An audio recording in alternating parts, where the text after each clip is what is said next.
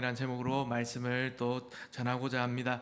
우리 이제 저저번 주일 오후에 했던 이 말씀에서 이어서 오늘 좀 말씀을 듣고자 합니다. 그 지난번에 이제 제가 지난 오후에 말씀드렸던 것이 하나님의 자녀가 누리는 그 특혜 은혜를 한번 살펴보았었습니다. 그래서 하나님의 자녀는 어떤 사람들이었냐? 하나님의 자녀는 성령님의 인도하심을 받는 사람이고 또 그 인도하심을 따라서 하나님의 기뻐하시는 삶을 살아가는 자라고 말씀드렸었습니다. 그리고 또한 또 우리는 어떤 사람이냐 했을 때 친밀한 한 가운데서 하나님을 아빠라 부를 수 있고 또 하나님 자녀로서 예수님과 함께 상속자가 되었음을 말씀을 드렸었습니다. 그래서 우리가 이런 놀라운 특혜를 받았고 또 받을 것이라는 것을 말씀드렸는데요, 여기서 한 가지 놓치지 말아야 할 것이 있었습니다. 그것은 바로 그 가정에 고난이 있다는 것입니다. 그래서 예수님과 함께 영광을 받기 위해서는 고난도 함께 받아야 하는 것입니다. 그래서 오늘 본문을 보면요, 오늘 본문에서 바울이 무엇을 얘기하냐? 오늘 본문은 이제 앞서서 여기 고난을 말하고 있습니다. 이어서 말하고 있는데, 그런데 바울이 말하는 이 초점은요, 근데 고난은 아닙니다.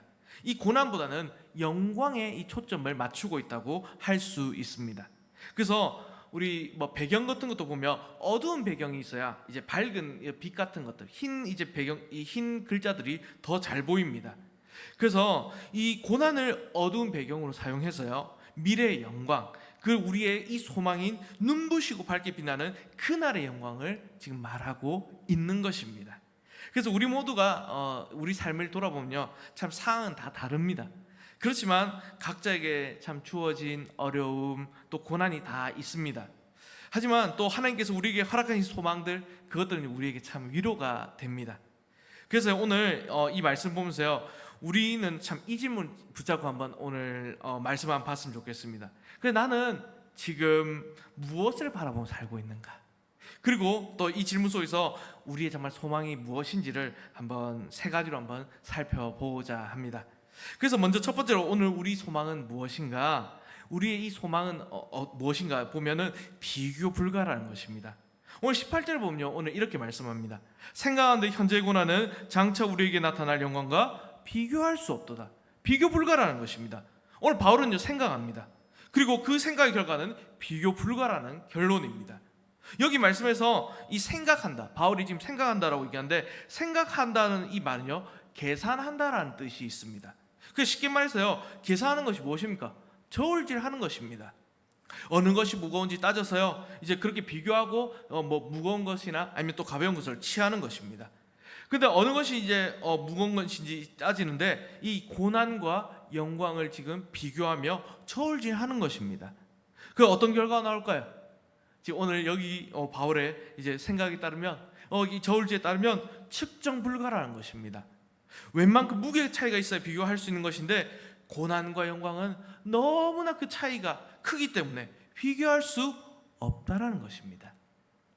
고린도후서에서 보면요, 그래서 바울이 어떻게 얘기하냐면, 이 고난과 영광을 비교하면서 고난은 잠시 동안의 이 가벼운 것으로 말씀하고요, 또 영광은 영원하고 지극히 무거운 것으로 말씀합니다. 그래서 고난은요, 가벼울 뿐만 아니라 잠깐이라는 겁니다. 그리고 또 반면에 영광은요, 지극히 크고 무거울 뿐만 아니라 영원합니다. 그래서 이렇게 무게에서도 비교가 불가능한데, 이 시간과 공간에서도 비교가 불가능한 것이란 것입니다.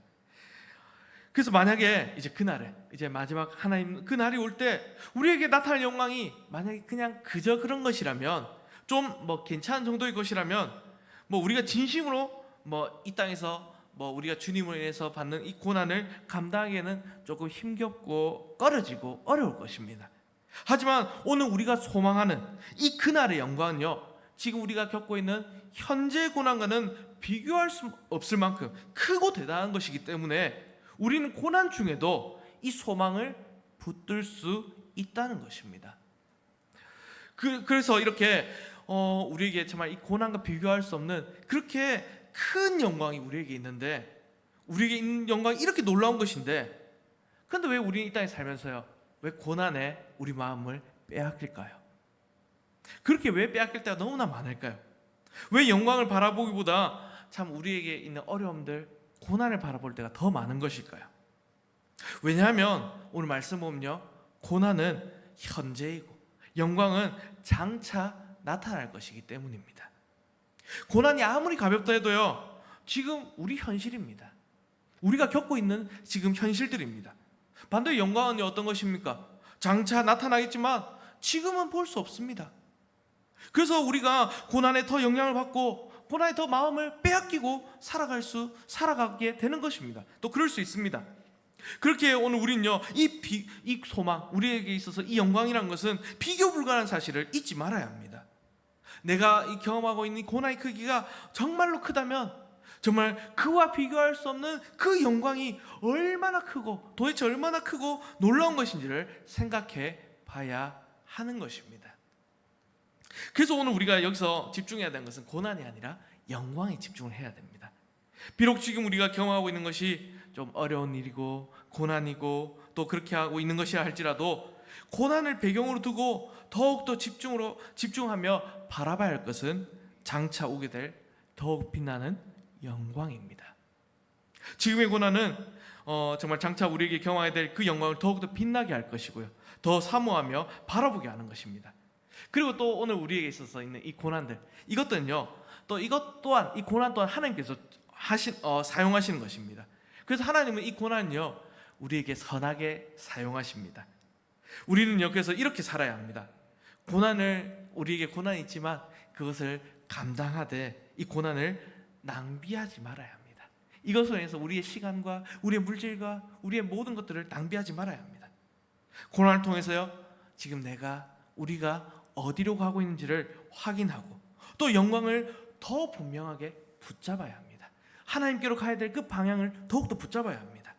그래서 목적지를 아는 사람이 있다면 이 목적지를 아는 사람은 길이 험하다 할지라도 그 내비게이션에 따라서 그 길을 잘 따라가고 포기하지 않는 것처럼 우리는 따라가야 합니다. 그래서 우리가 지금 어떤 길을 걸어가고 있습니까? 우린요, 지금 주님의 길을 걸어가고 있습니다. 그리고 주님께서 이제 이번 주간 또 고난 주간인데 그 고난 뒤에 있는 영광이 이르셨던 것처럼 오늘 우리도요, 그 고난을 따라 지금 그 영광을 따라가고 있는 것입니다.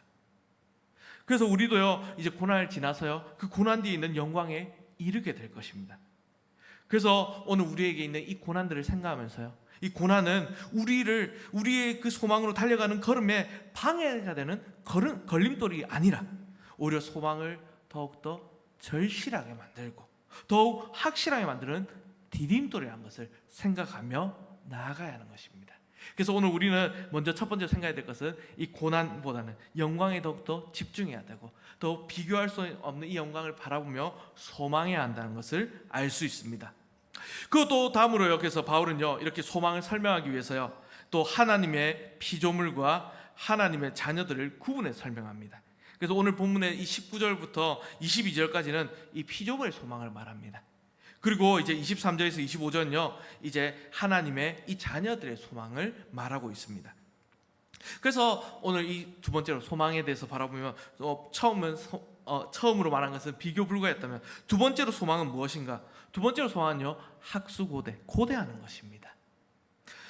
학수고대란 말이 무엇입니까? 아시는 분도 아실 건데, 학수고대란 말은 이제 학처럼 목을 길게 빼고 애타게 기다리는 것을 뜻합니다. 그러니까 오늘 19절 보면요, 이 피조물이 고대한 바가 무엇입니까?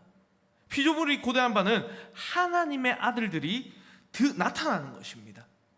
그날에 하나님의 이 자녀들이 영광의 모습으로 나타나는 것, 드러나는 것, 그리고 그날의 영광을 바라보는 것은 또 하나님의 자녀들만이 아닙니다. 하나님께서 만드신 이 피조물들도 지금 하나님께서 그 영광의 날을 기다리고 고대하고 있는 것입니다. 오늘 말씀이 조금 이렇게 좀 어려워 보이는데, 그래서 여기 말씀에서 고대하다는 단어, 이런 것들 한번 생각해 보면요, 이 고대하다는 단어는요, 머리와 보다라는 말이 합쳐진 건데, 아까도 학수고대한 말을 얘기했는데 목을 펴서 머리를 내밀고 있는 모습을 생각할 수 있습니다. 그러니까 지금 이 피조물들에게 이 의인화해서 지금 바울이 표현을 하고 있는 것입니다. 그 구약에서도 이런 표현들을 많이 쓰는데요, 시편에서 작은 산과 초장과 골짜기가 다 즐거이 노래한다, 이런 표현처럼 지금 쓰고 있는 겁니다. 그러니까 바울은요, 지금 하나님의 자녀들이 누리게 되는 그 영광을 누리게 되는 그날을 이제는 피조물들도 간절히 기대하고 기다리고 있다라고 말하고 있는 겁니다. 그래서 우리는요 이미 하나님의 자녀입니다. 우리 하나님 자녀라고 우리 그렇게 받았습니다. 하나님 자녀지만 진짜 모습이 나타나는 것은 아직 아닙니다. 자녀들의 진짜 모습은 그날에 또 오실 때 또 나타나게 될 것이고, 또 피조물들은 그날을 학수고대합니다. 그러면 피조물들이 왜 그날을 학수고대하고 있는가? 오늘 본문 20절에서 22절을 보면 그 내용이 나타나고 있습니다.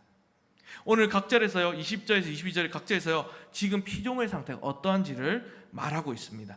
그 피조물은 어떠한 상태인가? 지금 하나님께서 만드신 이 피조물들은 지금 20절에 보면 허무한데 굴복하고 있습니다.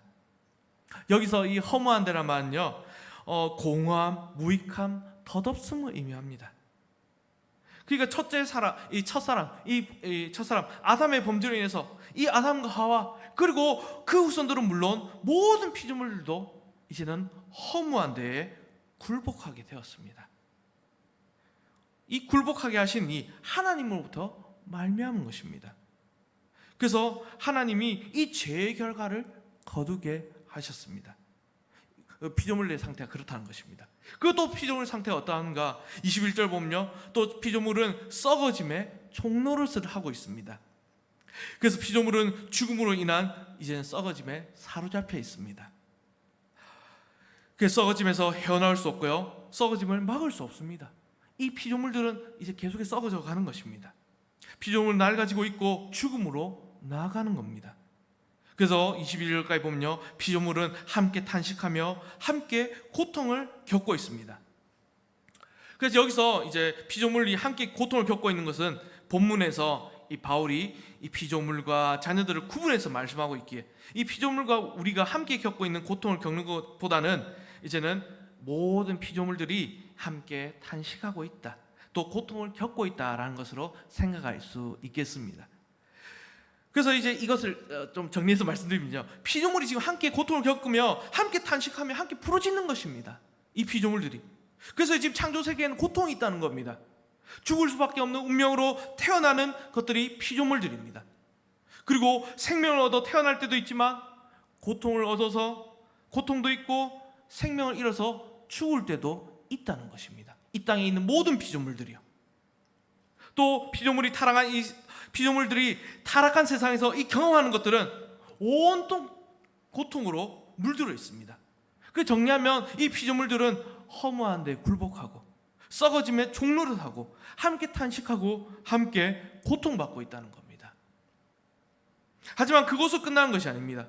오늘 여기 우리 성경에는 이제 21절에 그 바라는 것이라고 되어 있는 말이 있는데, 이 바라는 것이라고 번역된 단어가 24절에 나오는 소망이라는 단어입니다. 그래서요 이 번역에 이제 다른 번역본들, 이제 성경 중에 다른 번역본들 중에 새 번역본은 이렇게 번역해요. 그러나 소망은 아직 남아 있습니다 라고 얘기합니다. 그러니까 피조물에게도 아직 소망이 사라지지 않았다는 겁니다. 하나님은 첫사람 이 아담이 범죄했던 그때부터 소망을 말씀하셨습니다.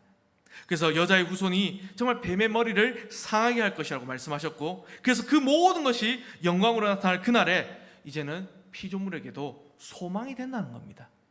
주님께서 오시는 그날이 소망이 된다는 것입니다. 그래서 그날에 피조물들은 허무함을 벗겨 이제 충만함으로 세워지고, 또 썩어짐에서 해방되고 자유롭게 되고, 또한 고통에서 벗어나 기쁨을 누리게 됩니다. 그래서 피조물들도 이 하나님께서 오실 그날을 학수고대한다는 것입니다. 근데 이제 요것뿐만 아니라 뒤에 있는 피조물뿐 아니라 우리도 이제 이 날을, 이 소망을 학수고대한다는 것입니다. 23절 보면 이렇게 얘기합니다. 23절 보면요 그뿐 아니라 또한 우리 곧 성령의 처음 익은 열매를 받은 우리까지도 속으로 탄식하여 양자될 것 곧 우리 몸의 속량을 기다리느니라. 그래서 우리는요 완전한 구원을 구원을 위한 첫 열매로 성령을 받은 자입니다. 성령을 받은 사람들입니다. 그 첫 열매는 추수의 시작으로서요 완전한 추수가 뒤따를 것을 보증하는 것들입니다. 그 성령님을 받은 우리는요, 이제는 완전한 구원이 우리에게 있음을 확신하며 기다리는 겁니다. 성령님이 우리 안에 거하심으로 이제 우리는요, 새 시대로 옮겨졌습니다. 하지만 아직 우리는 지금 어떤 상황입니까? 죄와 사망 가운데 살아가고 있습니다. 우리가 의롭다 하심을 얻는 순간 이미 하나님의 자녀로 우리가 양자됨, 입양됨을 입었지만 아직 우리는 온전히 양자될 그날을 기다리고 있다는 겁니다. 그래서 몸의 속량, 이 죄에서 자유롭게 되는 완전한 구원을 학수고대하는 것입니다.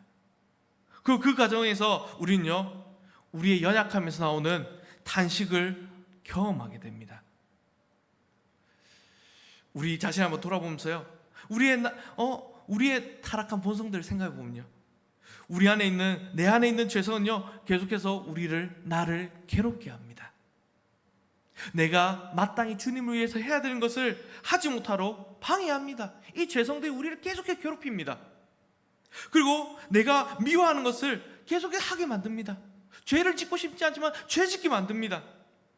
그래서 나의 죄성이 사라지고 온전히 자유하게 되는 그날을 우리는 갈망하게 된다는 것입니다. 그 완전한 구원을 갈망하게 된다는 것입니다. 그래서 나의 계속되는 탄식이 끝나고 지금의 연약함에서 벗어나기를 바랍니다. 그래서 한번 생각해 보시기 바랍니다. 오늘 우리 함께하는 우리 모든 성도님들에게 이러한 탄식이 있습니까? 정말 죄 짓고 싶지 않다, 정말 이런 죄에서 벗어나고 싶다, 정말 이런 탄식이 있으십니까? 내가 정말 주님을 위해 살고 싶은데 이런 탄식이 있으십니까? 우리가 얼마나 탄식하느냐에 따라 내가 얼마나 나의 죄성으로 인해 괴로워한지를 반영할 것입니다. 내가 얼마나 탄식하는지는 내가 얼마나 하나님께서 오실 그날을, 주님께서 오실 그날을 갈망하고 기다리는지를 반영할 것입니다. 피조물이 다 함께 탄식하며 기다리는 그날을 나는 얼마나 탄식하면서 기다리고 있는지 질문하게 되는 것입니다. 만약에요, 우리의 죄성에 둔감해져서 이 땅에서의 그 기쁨, 쾌락, 만족을 더욱더 추구하면서 그렇게 세상의 영광을 바라면서 살아간다면, 또 주님을 위한 고난을 피하면서 살아간다면 우리 속에서 나오는 그 탄식은 점점 줄어들 것입니다. 우리가 세상에서 어려움 없이, 거리낌 없이, 부담 없이 사는 것, 이것은 결국 소망 없이 사는 것과 같습니다. 그래서 우리는요, 그렇게 살 수 없습니다. 하나님을 사모할수록 그날에 대한 갈망, 우리의 마음에서 나오는 탄식이 더욱더 커집니다. 따라서 오늘 이 소망이 있는 사람은 그날을 학수고대하는 사람이고 기다리는 사람이라는 것을 오늘 바울은 말하고 있는 것입니다. 그리고 마지막으로 그래서요, 이 바울이 말하는 소망은 무엇이냐, 이렇게 기다리고 학수고대하는 소망은 무엇이냐, 결국 이 소망은요, 현실을 이기게 한다는 것입니다. 오늘 바울은요, 24절 25절에서 우리가 소망으로 구원을 얻었다라고 말씀하고 있습니다. 근데요, 우리 이제 교회를 오래 다니시고 또 우리가 잘 아시니까 이 표현이 조금 이상해 보이지 않습니까? 어떻게 우리가 소망으로 구원을 얻는 걸까요? 여기 소망으로라는 말은요, 어떻게 이제 전치사로 어떻게 번역하냐에 따라 다양하게 해석될 수 있습니다. 근데 한 가지 분명한 것은 소망으로가 이 수단을 의미하는 것은 아니라는 겁니다. 우리가 이제 구원받는 것이, 우리의 구원의 수단이 소망이 되어서 우리가 소망으로 구원을 받는 것은 아닙니다. 바울은요, 이 로마서 쭉 기록하면서 지금까지 계속해서 말한 것이 구원은 믿음으로 얻는 것임을 말했습니다. 그래서 여기서 우리가 생각해야 될 것은 무엇이냐, 바울이 구원 얻는 것을 지금 여기서 과거 시대로 말하고 있다는 것입니다. 그러니까 우리가 이미 죄악과 그 죄책과 속박에서 해방되었다는 사실을 분명하게 증거합니다. 바울이 바로 앞에서 우리 말한 이 몸의 속량을 기다린 것과 연결해서 생각하면요, 우리가 이제 구원을 얻었지만, 우리가 이제 하나님의 자녀가 되었고 정말 성령 받았고 구원 받았지만, 우리에게 여전히 죄성이 남아있기 때문에, 우리에게 악한 그 죄성이 남아있기 때문에 우리가 완전한 구원을 기다려야 한다는 겁니다. 그런 점에서 이 소망은요, 구원의 특징을 잘 보여줍니다.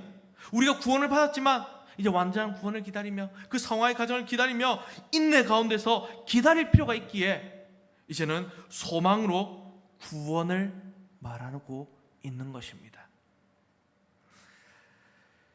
그래서 우리 미래의 구원, 이제 미래의 구원은요, 지금 보이지 않는 것이고 그 영광은 보이지 않는 것이고 지금 경험할 수 없는 것이기에 우리는요, 소망으로 이 구원을 바라봅니다. 또 소망으로 그 완전한 구원이 나의 구원이 되고, 그 소망으로 정말 미래의 구원이 나의 삶의 직접적인 의미가 되는 것입니다. 그래서 우리가 경험하는 이 지금의 구원은 우리에게 있어서 과거의 일입니다. 하지만 그와 동시에 구원은 계속해서 우리에게 미래를 바라보게 합니다. 주님께서 오실 그날을 바라보게 합니다. 그리고 현재의 내 삶을 바꾸고요, 지금의 나를 계속해서 변화시키는 것입니다. 그래서 현재의 구원을 이루어가는 것이고 소망이 그 일을 합니다.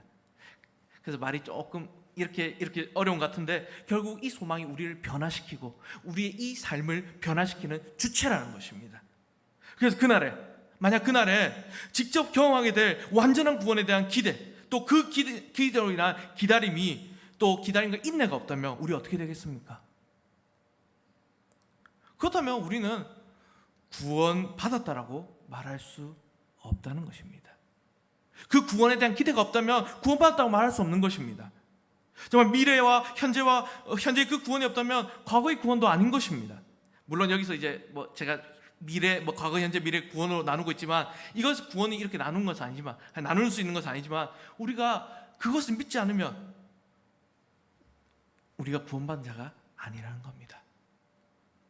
그래서 구원의 특징은 무엇이냐? 그 구원은요, 오늘 우리가 소망하게 합니다. 그리고 이 소망은요, 눈에 보이지 않는 것들, 하나님의 영광을 바라보게 합니다. 그리고 우리의 소망은요, 눈에 보이지 않는 그날을 바라보게 하고, 또 그날의 영광을 바라보게 하며 보이지 않는 것들을 볼 수 있도록 해주는 것입니다. 그래서요, 현실은 현실과 맞지 않는 것일 수도 있고, 그렇지만 우리가 이 소망이 있기 때문에 현실을 넘어서고 현실을 이기게 되는 것입니다.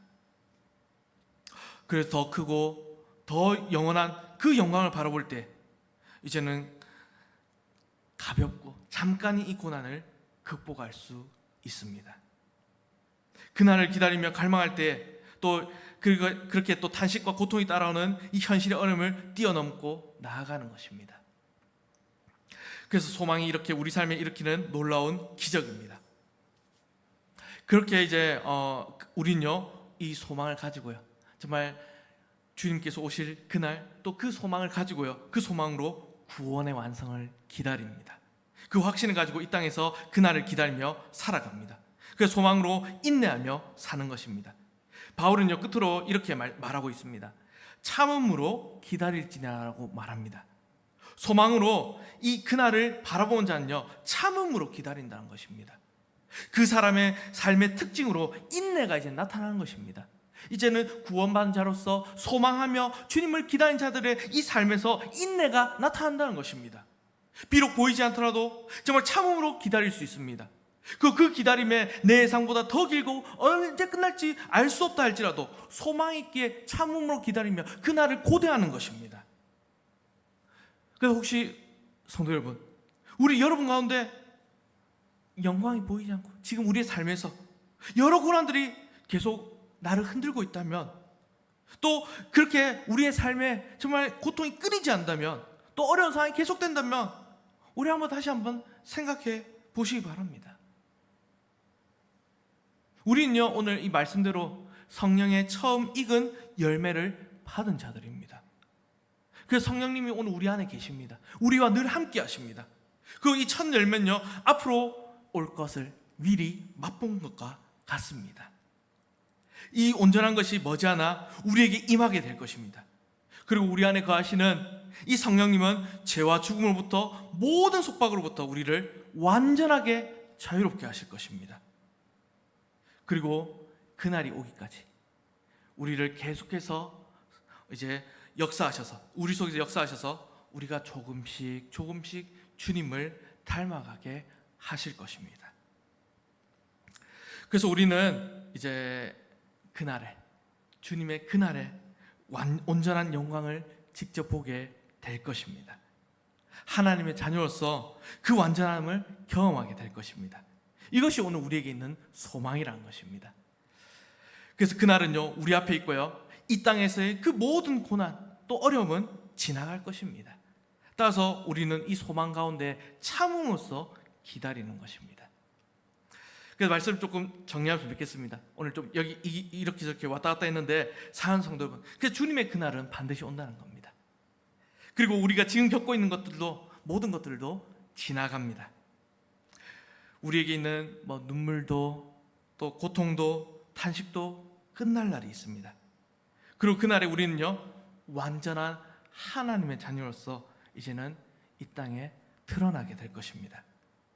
그렇다면 오늘 우리는 어떻게 살아야겠습니까? 이 땅에서 우리는 이 소망을 가지고 어떻게 살아야겠습니까? 우리가 고난 중에 있더라도, 어려움 중에 있더라도, 정말 이 영광이 보이지 않더라도 이 보이지 않는 것을 바라보아야 합니다. 그리고 또 느껴지지 않더라도 정말 주님을 늘 붙들어야 합니다. 그리고 힘들어도 포기하지 않고 이 소망 가운데 정말 주님을 늘 붙들고 살아가야 합니다. 그럼 사랑하는 성도 여러분, 오늘 이 소망이라는 것이 정말로 이렇게 추상적인 것처럼 보일 수 있지만, 저 비교 불가한 그 영광이 있고, 또한 우리가 기다리고 학수고대하는 그 소망이 있다는 것을 기억하시면서, 또 현실을 이길 수 있다는 것을 기억하시면서 저 소망 가운데 참음으로 기다리며 소망으로 이 땅에서 살아가시는 저와 여러분들, 우리 모든 성도님 되시기를 주님의 이름으로 간절히 바랍니다. 아멘. 그래서 우리 함께 찬송드리며 나아가도록 하겠습니다. 찬송가 484장 찬송드리겠습니다. 찬송가 400